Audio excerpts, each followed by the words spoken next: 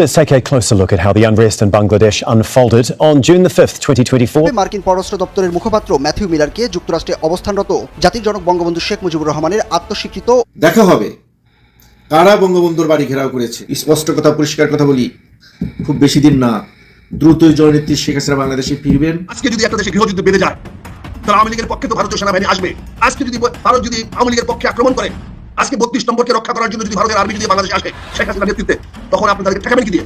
বঙ্গবন্ধুর প্রতি কৃতজ্ঞতা, উনি আমাদের একটা স্বাধীন সার্বভৌম দেশ দিয়েছেন এবং যে দেশে আজকে আমি সেই স্বাধীন দেশের আমি আজকে সেনাপ্রধান। একটা ক্রান্তিকাল সম্ভবত সামনে আবারও আসতে যাচ্ছে।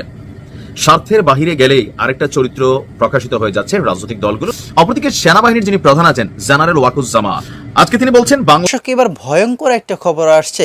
রাষ্ট্রপতি শাহাবুদ্দিন চুপ্পুর 24 সরণের নির্দেশে দেওয়ার পর ভারত থেকে কিন্তু কঠিন অ্যাকশন শুরু হয়ে গেছে এবং সেই সাথে মার্কিন যুক্তরাষ্ট্র থেকে প্রধান উপদেষ্টা ডক্টর মোহাম্মদ ইউনূসকে যে কঠিন নির্দেশ দেওয়া হয়েছে, এতে কিন্তু ফেঁসেই গেল এবার এই অন্তর্বর্তীকালীন সরকার, প্রধান উপদেষ্টা ডক্টর মোহাম্মদ ইউনূস।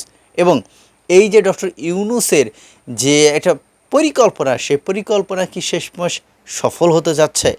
আওয়ামী লীগকে যেভাবে বাংলাদেশ থেকে তারা তাড়িয়ে দিয়েছে এবং তাদের যে 2 জন কর্মকর্তা এখনও বাংলাদেশে আছে, তাদের 2 জনকে ছাঁটাই করার নতুন পরিকল্পনা খুঁজতেছে। প্রদর্শক শ্রোতা, অবশ্যই এই রাষ্ট্রপতি শাহাবুদ্দিন চুপ্পুর পদত্যাগ অথবা তাকে সরার বিষয় নিয়ে আপনাদের কোনো মূল্যবান মতামত থাকলে সেটা কমেন্টে জানাবেন। ভালো থাকবেন, ধন্যবাদ। দেখা হচ্ছে পরবর্তী নতুন কোনো ভিডিওতে।